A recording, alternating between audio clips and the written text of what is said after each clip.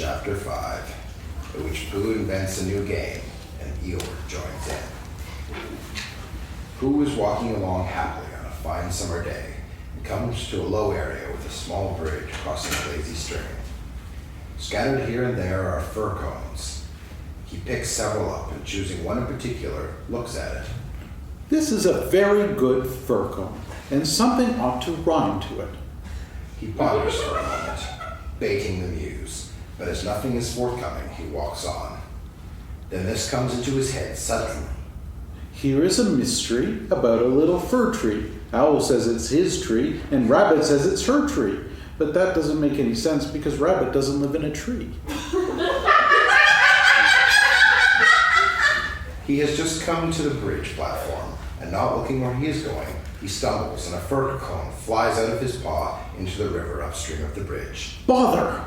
He looks over the side of the bridge and sees the fir cone slowly floating out of sight under the bridge. He looks at some of the fir cones he hasn't yet picked up and thinks about getting another to replace the one he has dropped, but is indecisive. He comes over to the downstream edge of the river and happens to look over, and suddenly there is his fir cone coming out again from under the bridge and floating downstream. That's funny. I dropped it in on the other side, and it came out on this side. I wonder if it would do it again. He drops another fir cone on the upstream side and waits for it to come out the other side of the bridge. It did! What if I dropped two? I wonder which would come out first. He drops two in and hurries to look. This is fascinating. Rabbit, Roo, and Piglet come up as Pooh is watching the stream intently. Roo has a stick she has been playing with. Hello, Pooh. Hello. Pooh, have you dropped something? Hello? No. Yes, I meant to. I wonder which will come out first. Which what? Two fir cones appear under the bridge. The others look at them. Oh, look. Did you drop those fir cones, Pooh? I did, but I don't know which one is first because they look the same.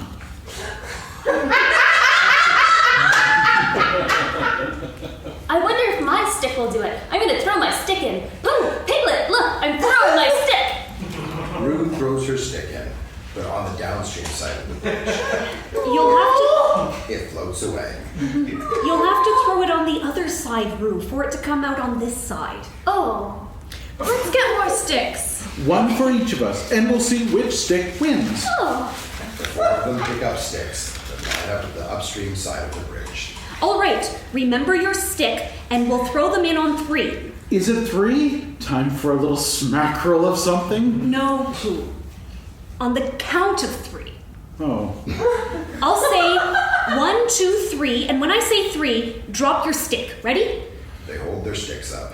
1, 2, 3. They drop them in, then hurry across the other side of the bridge and look down. I can see mine. No, I can't. It's something else. Can you see yours, Piglet? I thought I could see mine, but I couldn't. There it is! No, it isn't. Can you see yours, Pooh? No. Oh, I expect my stick's stuck. Rabbit, my stick's stuck. Is your stick stuck, Piglet?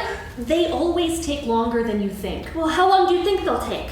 I can see yours, Piglet. Mine's a sort of grayish one. Yes, that's what I can see. It's coming over to my side. Come on, stick.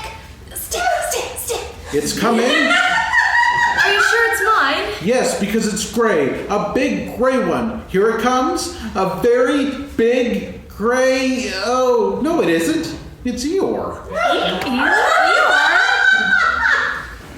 Eeyore appears downstream from under the bridge and slowly rotates around and around as if stuck in an eddy. He looks very calm and exudes a certain sort of dignity. It's Eeyore! Is that so? I wondered. I didn't know you were playing. I'm not. Eeyore, what are you doing there? I'll give you 3 guesses, Rabbit. Digging holes in the ground? Wrong. Leaping from branch to branch of a young oak tree? Wrong. Waiting for somebody to help me out of the river? Right. Give Rabbit time and she'll always get the answer. But Eeyore, what can we... how shall we... Do you think we... Yes, one of those would be just the thing. Thank you, Pooh.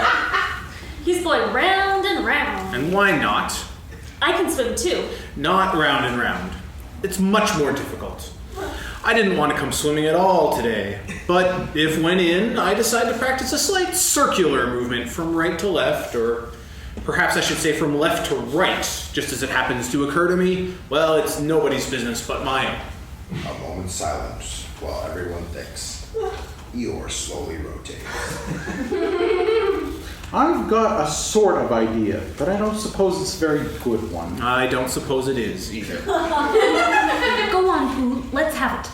Well, if we threw stones and things into the river on one side of Eeyore, the stones would make waves and the waves would wash into the other side. That's a very good idea. Very. When I want to be washed, Pooh, I'll let you know. Supposing we hit him by mistake. Or supposing you missed him by mistake. Think of all the possibilities, Piglet, before you settle down to enjoy yourselves. Pooh has picked up the biggest stone he can carry.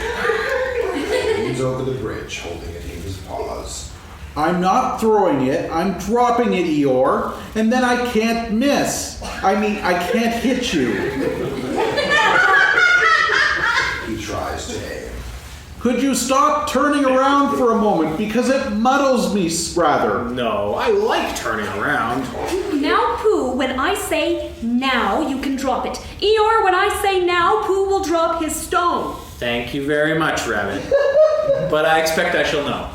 Are you ready, Pooh? Piglet, give Pooh a little more room. Get back there a bit, Pooh. Are you ready? No. Now! Pooh drops his stone. There's a loud splash while Eeyore rolls back under the bridge. This is an anxious time for the watchers on the bridge. They look and look, making noises and oh sounds. Just as Pooh begins to really quite fret that he might have chosen the wrong stone, or the wrong river, or the wrong day for his idea, Eeyore slowly crawls out from under the bridge onto the shore. Eeyore! Yes, there he is. Let's help. They run down to him and push and pull at him, and soon Eeyore is standing among them again on dry land. Oh, Eeyore, you're all wet. Someone might explain to Piglet what happens when you've been inside a river for quite a long time. Well done, Pooh. That was a good idea of ours. What was? Whooshing you to the bank like that. Whooshing me? Whooshing me? You didn't think I was whooshed, did you? I dived. Pooh dropped a large stone on me, and so as not to be struck heavily on the chest, I dived and swam to the bank. You didn't really. I didn't think I did. It's just Eeyore. I thought your idea was a very good idea.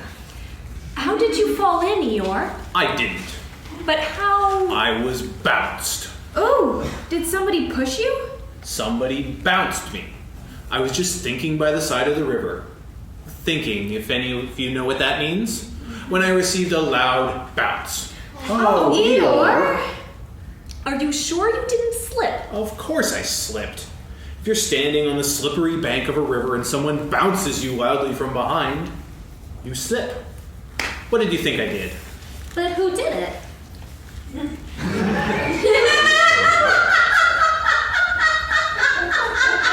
I expect it was Tigger. But Eeyore, was it a joke or an accident? I mean... I didn't stop to ask, Pooh. Even at the very bottom of the river, I didn't stop to say to myself, is this a hearty joke, or is it the merest accident? I just floated to the surface and said to myself, it's wet. If you know what I mean. And where was Tigger? Hello, everybody! Hello, Tigger! Tigger, what happened just now? Just what? When you bounced Eeyore into the river. I didn't bounce him. You bounced me. I didn't really. I had a cough, and I happened to be behind Eeyore, and I said, "Get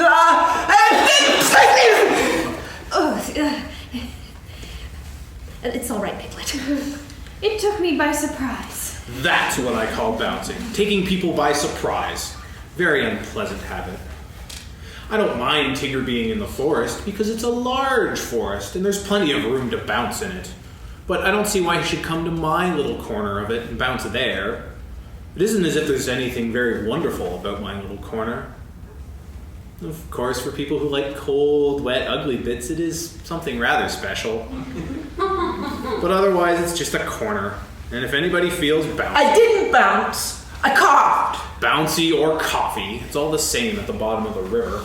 Well, all I can say is, well, here's Christopher Robin, so he can say it. It's like this, Christopher Robin. Tigger. No, I didn't. Well, anyhow, there I was. But I don't think he meant to. He's just bouncy and he can't help it. Try bouncing me, Tigger. Eeyore, Tigger's gonna try bouncing me. Piglet, do you think that... Yes, we don't all want to speak at once. The point is, what does Christopher Robin think about it? Christopher Robin is bewildered. The others are quiet for a moment, then start up again. All I did was I coughed. He bounced. Well, I sort of buffed. Hush! What does Christopher Robin think about it all? That's the point. They all look to Christopher Robin. Well, I think Yes? I think we all ought to play Pooh sticks. Pooh sticks. Yes, I have just named it.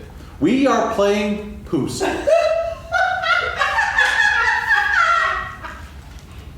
It goes like this, Christopher Robin. We drop sticks on the upstream side of the river, and whichever comes out the other side first wins. Pooh invented it. Ooh, that sounds like fun. Can we all play? Certainly. But first we need more sticks. Roo, Tigger, Eeyore, come along and we'll get sticks for everyone. Rabbit, Roo, Tigger, and Eeyore begin gathering sticks. They find a few, but pickings are slim, and they eventually disappear from view.